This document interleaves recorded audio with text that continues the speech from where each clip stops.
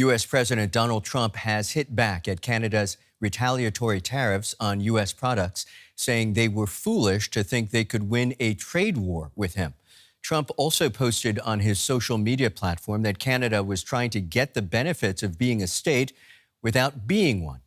On Saturday, Canadian Prime Minister Mark Carney told reporters that the U.S. and Canada were engaged in a trade war, saying you are at war when you get attacked.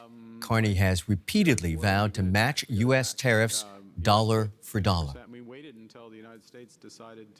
I'm now joined by Wendy Cutler, Senior Vice President at the Asia Society Policy Institute and former diplomat and negotiator in the Office of the U.S. Trade Representative. Wendy, we're glad to have you. Thank you. Let's talk trade wars. As far as that goes, the U.S. and Canada are now at opposite ends of the barrel. But I'm curious, how strong is Washington's position given how interconnected the two economies are? Look, I think Washington can withstand a limited trade war with Canada. The impact of these tariff hikes and back and forth and escalation is going to take a much more serious toll on Canada's economy, where 70% of their exports go to the U.S. So is the U.S. president correct when he says that Mark Carney is being foolish? Look, he can say whatever he wants. I think Carney feels like he's standing up for Canadian national interest, and that in his view, the negotiation ended up in a situation where he could not sign on to U.S. demands. I also don't think all of this is over yet. One thing I've learned in trade negotiations through the years is nothing's over until it's over. And Canada's retaliatory tariffs against the U.S. take place September 8th. That's 2 weeks away. It seems like it's around the corner. But in the trade world, 2 weeks does provide a window for cooler heads to prevail and hopefully for the two sides to find an off-ramp. But it's going to be difficult. So big picture here. I have your first initial take, but I wonder whether there's some nuance. As far as the leverage in this dispute, who has it? The United States because of its market size, or Canada because of its role in supplying energy and critical minerals? Look, right now, I think the U.S. clearly has more leverage. But that said, will Canada use certain exports as tools against the United States, as choke points, like China did with respect to critical minerals? If Canada goes down that route, I think things are just going to get a lot worse before they get better. Okay, so the U.S. has the leverage. Is this a trade war that the U.S. can win realistically without causing significant pain for American consumers and businesses?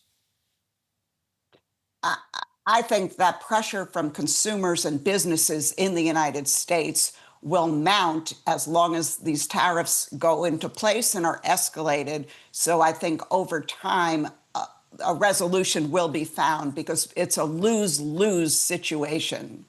How damaging could Canada's retaliatory tariffs be, especially if they target politically important U.S. industries and states? Look, targeted tariff retaliation does work in the United States. We are a democracy. I'm sure Canada is looking at our electoral map very carefully, trying to pick out those states and products that are going to hurt the White House the most, particularly in the lead up to the midterm elections. So even though the size and the magnitude of the tariffs may not be that large with respect to the U.S. economy, targeted retaliation could have some real immediate and harmful impacts. I know you don't have a crystal ball. You did say that it's unlikely that this thing ends where it is now, or at least there's more runway before this actually gets executed. What is the most likely scenario, that the 50% goes down to 40 or 30, or that the tariff goes away altogether on both sides? And that's a great question, because there are different ways that you can proceed. And let's just say the U.S. and Canada decide that they want to kind of lower the pressure. It doesn't mean they have to go back to where they were a week ago. It could be that they start with, reducing these tariffs by 50%, going back to the table, and then seeing if they can reach a deal which will allow for all the tariffs then to go away. So there are options. And again, I think this is a lose-lose proposition for both economies, for businesses and workers on both sides of the borders. So I would hope that we can find a way to get back to the table with Canada.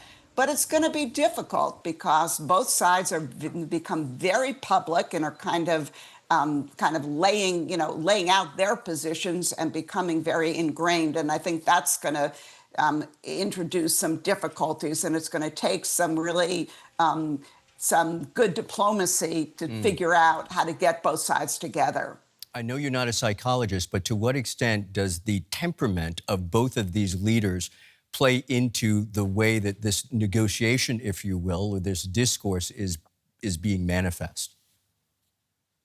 Unfortunately, I think it has already played into the deteriorating relationship between the United States and Canada, and I think is going to complicate efforts to find a landing zone.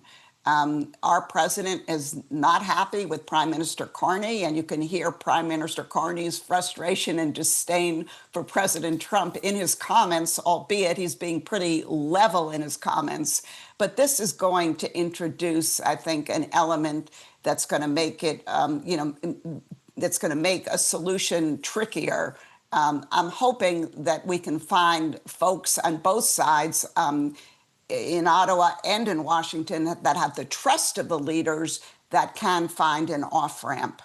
I suspect we could chat all evening, but we're going to have to end it there. Many thanks to you, Wendy Cutler, Senior Vice President at the Asia Society Policy Institute. Really appreciate it. Thank you. My pleasure.